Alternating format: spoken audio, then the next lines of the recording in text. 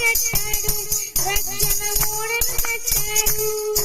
మూడంచుల మూడల పొడుగున్నది ఏ 10 మూడల వెడల్పున్నది. మూడంచుల మూడల పొడుగున్నది ఏ 10 మూడల వెడల్పున్నది. 30 మూడల ఎత్తు ఉన్నది నవాబు తాత నవాబు తాత నవాబు తాత ఓడను కట్టాడు రక్షణ ఓడను కట్టాడు. నవాబు తాత ఓడను కట్టాడు రక్షణ ఓడను కట్టాడు. మూడంతస్తులుగా కట్టబడినది జీవరాశులకు నిలయమైనది. మూడంతస్తులుగా కట్టబడినది జీవరాశులకు నిలయమైనది. సమృద్ధిగా ఆహారమున్నది నవాబు తాత